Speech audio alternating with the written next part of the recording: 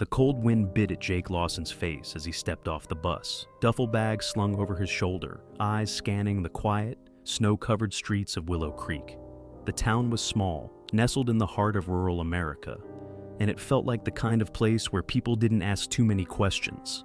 That's exactly what he needed. He adjusted his grip on the bag and walked toward the town's only veterinary clinic, which also doubled as an animal rescue shelter. The sign out front was faded, peeling at the edges, reading, "Second Chances Animal Rescue." Jake stood there for a moment, thinking about how fitting the name was. He was in desperate need of a second chance himself. Inside, the shelter smelled of hay, wet fur, and antiseptic.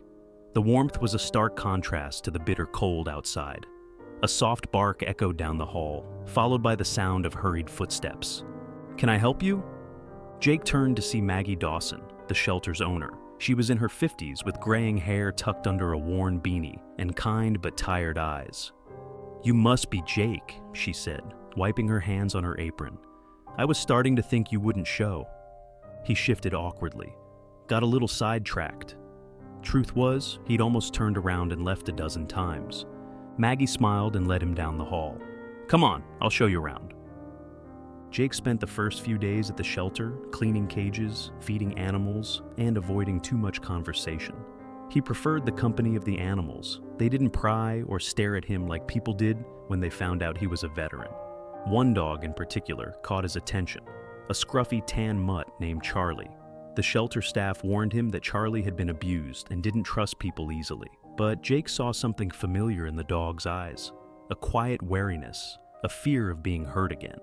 One afternoon, while cleaning Charlie's pen, the dog growled low in his throat. "Easy, buddy," Jake muttered, holding his hands up. "I'm not gonna hurt you." Charlie didn't back away, but his eyes stayed locked on Jake's every move. Maggie, leaning on the fence nearby, smiled knowingly. "He's like you know, wounded, but not broken." Jake's jaw tightened. "I'm not broken." Maggie shrugged. "Neither is he." As the days turned into weeks, Jake found a quiet routine at the shelter. The work was hard, but it kept his mind occupied. The other volunteers, mostly older veterans like Bill and Frank, never pressed him for details about his past. One night, as he sat on the shelter's porch smoking a cigarette, Bill joined him. "You've got the look," Bill said, staring out into the snowy fields. Jake flicked his ash. "What look?" "The look of someone who's seen too much and doesn't know where to put it." Jake didn't respond. Bill continued. "This place saved me, you know, gave me something to take care of, instead of just myself." Jake glanced down at his cigarette, then back toward the shelter where Charlie sat watching him from the window. "Yeah," Jake said softly, "maybe it'll do the same for me." One morning, as Jake was finishing up feeding the animals, he overheard Maggie arguing with a man in a suit. "I told you, we're not selling," Maggie said, her voice firm. The man sighed. "The shelter is barely making ends meet, Ms. Dawson. Our offer stands." After he left, Jake found Maggie sitting in her office, rubbing her temples. "They want to buy the land," she admitted. "Developers. They think this place is a waste." Jake felt a surge of anger. "They can't do that." Maggie sighed. "They can, unless we can raise enough money to get out of debt." Without thinking, Jake said, "We'll figure something out." She smiled at him, tired but grateful. "I hope so, Jake. I really do." Determined to help, Jake suggested hosting a fundraiser, a community event where people could come and adopt pets, buy homemade goods, and donate to the shelter. The veterans pitched in, baking cookies, fixing up the shelter, and spreading the word. Even Jake found himself getting caught up in the excitement. The day of the fundraiser, the shelter was packed with townsfolk, and for the first time in a long time, Jake felt like he belonged somewhere. As the event wound down, Maggie approached him, tears in her eyes. "We did it," she whispered. "We saved the shelter." Jake looked around at the happy faces, the dogs being adopted into loving homes, and for the first time in years, he felt something resembling peace. That night, a storm rolled in. The wind howled against the shelter, rattling the windows. Jake was doing a final check on the animals when he heard it, the low, terrified whimpering. Charlie's pen was empty. Panic gripped him as he rushed outside, the freezing air cutting through him. He spotted Charlie's tracks leading toward the frozen lake beyond the shelter.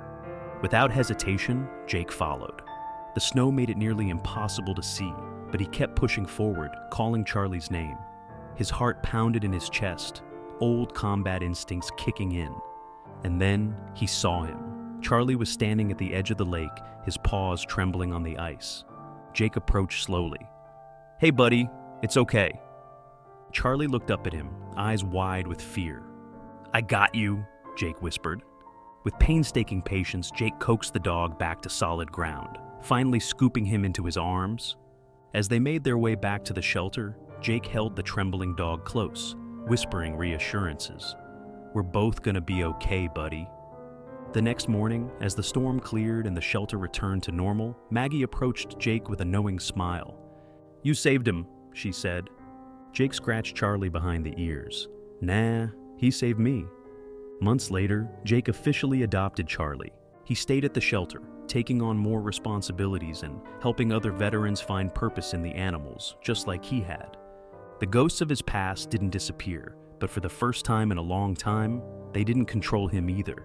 Because here, in the quiet town of Willow Creek, he had found something worth fighting for. And in rescuing these animals, Jake had finally rescued himself.